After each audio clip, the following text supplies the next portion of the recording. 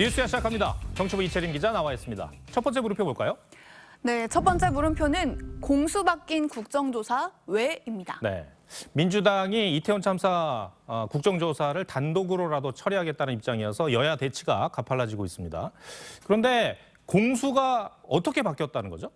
네, 지난해 대선 국면에 대장동 의혹이 불거졌을 때 국민의힘이 이재명 당시 민주당 대선 후보와의 관련성을 국정조사를 통해서 가리자 이렇게 주장했었는데요. 이때 문재인 대통령은 검경이 신속하게 수사해야 한다면서 필요성을 일축했었습니다.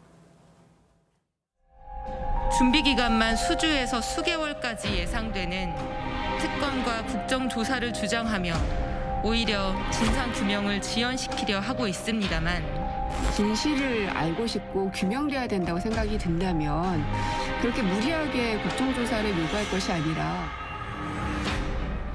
네, 국민의힘과 민주당의 여야 위치만 바뀌었지 국정조사에 대한 찬반 논리는 똑같네요. 그런 셈입니다. 이 국민의힘은 지난 정부 당시에 대북 원전 건설 의혹이나 유재수 전 부산시 경제부시장에 대한 청와대 감찰 중단 사건 등 이 수사가 진행 중이지 않은 사안을 포함해서 20여 개에 대해서 국정조사 요구서를 제출했었는데요. 민주당이 받아들이지 않아서 실제 조사로 이어지지 못했습니다. 그런 민주당이 지금은 국정조사를 단독으로 하겠다고 벼르고 있는 입장이고요. 그런데 국민의힘 여당이 이 국정조사가 정쟁으로 흐를 것이다라고 단정하는 이유는 뭡니까? 네, 이번에 야당이 제출한 국정조사 요구서를 보면요. 이번 참사의 근본적인 배경이 대통령실 용산 이전과 이 당일 마약 범죄 단속이라고 명시를 했는데요. 이게 원인 규명을 위한 조사를 이야기하면서 이렇게 배경을 단정한 게 정쟁을 위한 국정조사가 아니겠냐는 겁니다. 야권의 조정훈 시대전환 의원 역시 대통령실 이전까지 넣은 것은 망신 주기용으로 국민 분열만 일으킬 위험이 있다고 지적했습니다. 실제로 국정조사가 별다른 성과가 없이 마무리된 경우가 많이 있죠. 그렇습니다. 이 수사와는 달리 국정조사에는 강제성이 없기 때문에 이른바 빈손조사로 끝난 일이 많았는데요. 이 국정조사 요구서가 제출된 106건 가운데 실제 여야 협의로 조사가 이어진 건 3분의 1에도 미치지 못합니다.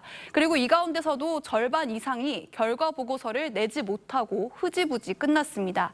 세월호 참사에 대한 국정조사 역시 증인 채택 문제를 두고 대립하다가 청문회 한 번 열지 못하고 끝났습니다. 네. 첫 번째 물음표 정해볼까요? 네, 첫 번째 물음표 공수 바뀐 국정조사 왜의 느낌표는 공수보다 공감으로 정리했습니다.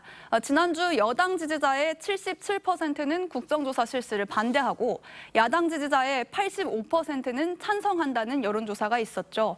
희생자 명단 공개에 이어서 국정조사 실시를 둘러싼 논란까지 이태원 참사의 본질을 벗어나면서 극명히 갈린 여론만 확인되고 있습니다. 국회에서만큼은 공격보다 공감에 집중하면서 재발 방지를 위한 입법에 집중해야 하지 않을까요? 네. 두 번째 물음표는 뭡니까? 네, 두 번째 물음표는 전부 내 탓이오입니다. 네. 조국 전 법무부 장관의 부인 정경심 전 교수가 지난 금요일 열릴 재판이죠. 최우신 진술을 했는데 그게 화제예요. 그러니까 모든 혐의가 자신의 탓이라고 했다면서요. 그렇습니다. 이번 재판은 조국 전 장관과 함께 기소된 아들 입시 비리와 사모펀드 관련 혐의의 결심 공판이었는데요. 정 전 교수는 휠체어를 타고 나와서 남편은 잘못이 없고 전부 자신의 탓이라고 했습니다. 얼토당토 않게 남편이 공범으로 기소됐다면서 남편에게 미안하다고 했죠. 또 가정경제를 대부분 본인이 이끌었다면서 이 미공개로 주식 투자를 했다는 혐의와 관련해서 남편은 알지 못했다 이렇게 말했고요. 또 증거인멸 혐의에 대해서도 동양대 컴퓨터를 가져갈 때 남편은 없었고 개입한 적도 없다고 했습니다. 예. 그런데 아들 입시 비리 의혹과 관련해서 중요 혐의 중에 하나가 서울대 인턴 허위 스펙 쌓기 그리고 대학 문제를 부부가 대신 풀어줬다는 거잖아요. 그렇습니다. 이 조 전 장관 부부가 아들에게 우리는 준비됐다면서 대리 시험에 대해서 대화하는 이 증거가 공개가 되기도 했었죠. 네. 이 부분은 증거가 명확하기 때문에 조 전 장관이 몰랐다고 주장하지는 못했는데요. 다만 정 전 교수는 자신이 화를 내면서까지 비협조적인 남편을 끌어들였다고 했습니다. 조국 전 장관도 이런 해명에 동의를 했습니까?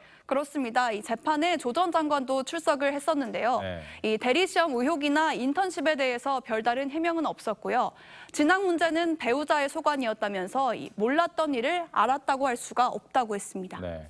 부부가 재판에 함께 참석을 해서 부인은 내 탓이라 그러고 남편은 몰랐다 그러고요.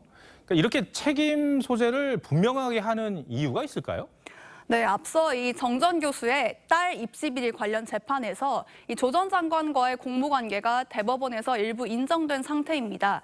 그래서 법조계에서는 조 전 장관이 입시 비리 유죄를 피하기 어렵다 이런 전망이 많은데요.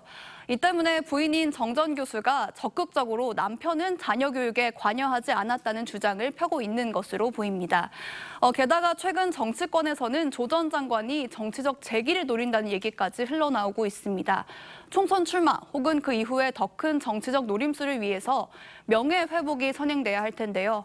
현재로서는 재판에서 무죄를 받는 게 가장 급선무일 거란 분석이 나옵니다. 네, 그렇군요. 두 번째 물음표도 정해볼까요? 네, 두 번째 물음표 전부 내 탓이오의 느낌표는 몰랐어도 책임으로 정리했습니다. 네. 조 전 장관이 이전에 SNS에 올렸던 글인데요. 알았으면 공범이고 몰랐으면 무능이다. 이게 한 정치인이 측근의 비리 의혹에 대해서 본인은 몰랐다고 해명하니까 조 전 장관이 던졌던 일괄이었죠. 공범보다는 무능을 택해서 사법적 책임을 벗으려는 것으로 보입니다만 국민 분노에 불을 지른 책임 조 전 장관이 직접 져야 할 겁니다. 이채림 기자 오늘 설명 잘 들었습니다.